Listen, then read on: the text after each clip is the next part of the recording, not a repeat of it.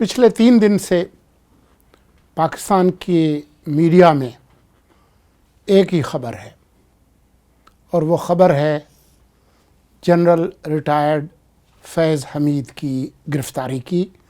اور ان کے خلاف کورٹ مارشل کی۔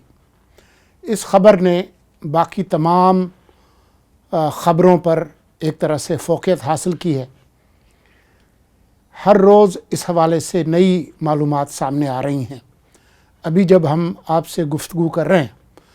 تو اس میں یہ خبر بھی شامل ہے کہ 3 اور ریٹائرڈ فوجی افسروں، جن میں 2 ریٹائرڈ بریگیڈیئر اور 1 ریٹائرڈ کرنل بھی شامل ہیں، انہیں بھی تحویل میں لیا گیا ہے اور ان کے خلاف بھی اسی طرح کی ایک کارروائی ہونے جا رہی ہے۔ ساتھ ہی راولپنڈی جیل، اڈیالہ جیل، جہاں پر سابق وزیر اعظم عمران خان قید میں ہیں، وہاں سے بھی کئی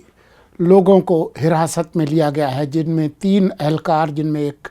ڈپٹی سپرنٹینڈنٹ جیل بھی ہیں جو کہ 1 دہائی سے زیادہ وہاں پر رہے ہیں، ان کے خلاف اور ان سے منسلک کچھ لوگوں کے خلاف بھی کارروائی عمل میں لائی جا رہی ہے اور یہ بتایا جا رہا ہے کہ یہ سب ایک دوسرے کے ساتھ جڑے ہوئے ہیں۔ تو پچھلی دفعہ جب ہم نے آپ سے گفتگو کی تھی اور بتایا تھا، تفصیل سے بتایا تھا کہ جو پریس ریلیز جاری ہوئی پہلی بار جنرل ریٹائرڈ فیض حمید کی گرفتاری کی، اس میں جو دوسرا پیراگراف تھا وہ خاصا اہم تھا اور وہ یہی تھا کہ ریٹائرمنٹ لینے کے بعد وہ خاموش نہیں بیٹھے اور انہوں نے ایسی کارروائیاں کیں جو کہ آرمی ایکٹ کے خلاف تھی۔ جو معلومات سامنے آئی ہے اس سے تو یہی لگتا ہے کہ یہ ایک پورا نیٹ ورک ہے جس میں ریٹائرڈ فوجی افسران اور سول افسران اور دوسرے لوگ جو ہے وہ شامل تھے۔ جو بات سامنے آ رہی ہے وہ یہ ہے کہ فیض حمید صاحب جو ہیں وہ نہ صرف یہ کہ جب وہ DGISI تھے وہ خدمات فراہم کرتے تھے عمران خان کو، لیکن اس کے بعد بھی، ان کے گرفتاری کے بعد بھی انہوں نے ان کو یہ سہولیات فراہم کی اور اس میں انہوں نے جو ریٹائرڈ جو افسران تھے فوج کے، ان کو اس کے لیے استعمال کیا اور وہ خود بھی یہ رابطہ کاری کرتے رہے۔ یہ خاصی پریشان کن معلومات ہے، لیکن اس ساری سرگرمی کے بعد جو ابھی جاری ہے اور جو اس کا نتیجہ نکلے گا وہ ہمارے سامنے آئے گا۔ عمران خان کا جو رویہ ہے وہ خاصا حیران کن ہے۔ اگر آپ خبروں کو دیکھیں تو ان کی جو معزولی ہے، وزارت عظمیٰ سے ہٹنے کا جو عمل ہے، اس کے بعد انہوں نے بہت سارے لوگوں کو ہدف تنقید بنایا ہے، خاص طور پر جنرل باجوہ کو، لیکن اس پورے عرصے میں انہوں نے جنرل فیض حمید کے خلاف کوئی بات نہیں کی۔ اب پچھلے 3 دن سے وہ ایک طرح سے اپنے آپ کو ان سے الگ کرنے کی کوشش بھی کرتے ہیں اور ساتھ ہی ان کے ساتھ جڑ بھی جاتے ہیں۔ 2 دن پہلے انہوں نے کہا کہ جی میرا ان کے ساتھ کوئی پروفیشنل صرف تعلق تھا، کوئی اور تعلق نہیں تھا، لیکن جو معلومات وہ خود دیتے رہے ہیں، خود کیمرے پہ کھڑے ہو کے اور بیٹھ کے، کہ میں تو نہیں ان کو ہٹانا چاہ رہا تھا۔ انہوں نے خود ایک پوڈ کاسٹ میں یہ فرمایا کہ میری حکومت کے خلاف جو ہے وہ تحریک عدم اعتماد کی تیاری ہو رہی تھی، تو میں نہیں چاہتا تھا کہ وہ وہاں سے ہٹیں۔ اب تحریک عدم اعتماد اور اس طرح کے جو سیاسی چیلنج ہوتے ہیں وزیر اعظم کے، وہ ان کے اور ان کی جماعت کے ہوتے ہیں، وہ ISI کا جو کام ہے وہ یہ نہیں ہوتا۔ تو وہ کون سا پروفیشنل تعلق تھا جس کی بنیاد پر وہ ان کو روکنا چاہتے تھے؟ تو یہ بات بہت واضح ہے کہ وہ ان کو اپنے سیاسی مقاصد کے لیے استعمال کرنا چاہتے تھے۔ خان صاحب خود متعدد انٹرویوز میں یہ بات تسلیم کر چکے ہیں کہ جی میری حاضری بھی ایجنسیز پوری کرتی تھی، میرے بجٹ بھی وہی منظور کراتے تھے، میرے بہت سارے کام جو ہے وہ خود کرتے تھے. تو یہ جو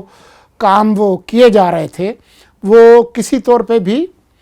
پروفیشنل کاموں میں شمار نہیں ہوتے. لیکن پچھلے 3 دنوں سے ان کا ایک عجیب رویہ ہے. پہلے کہا کہ جی وہ میرا تو اس سے کوئی لینا دینا نہیں ہے، فوج اگر کوئی احتسابی کارروائی کرنا چاہتی ہے تو ضرور کرے. آج بھی انہوں نے اسی طرح کی بات کی ہے. لیکن ان کا ساتھ میں یہ کہنا کہ وہ تو ہمارا اثاثہ تھے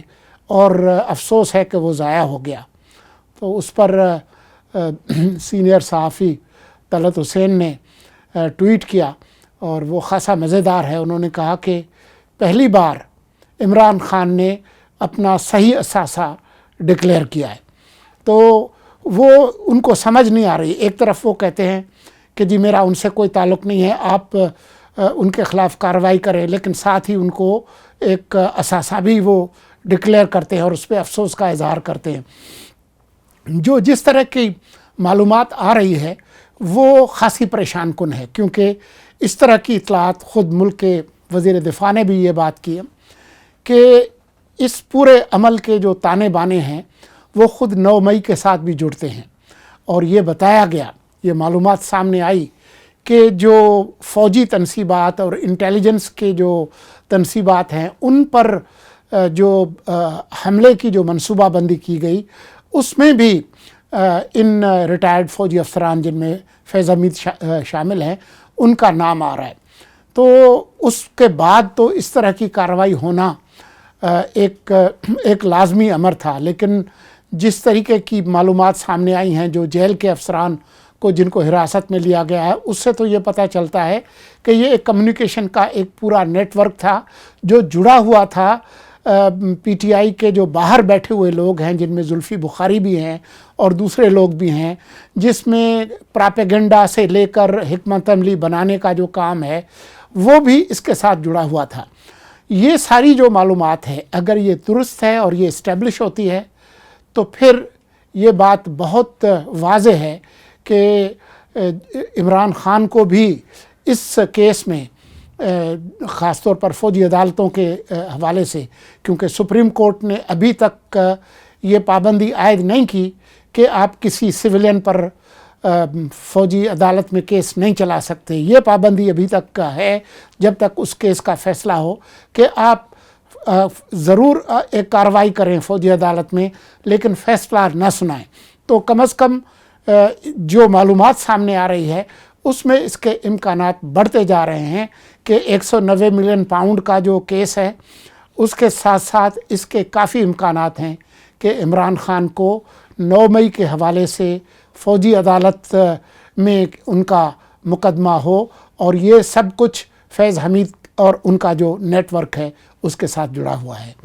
آج کی بات میں اتنا ہی. 8 منٹ سے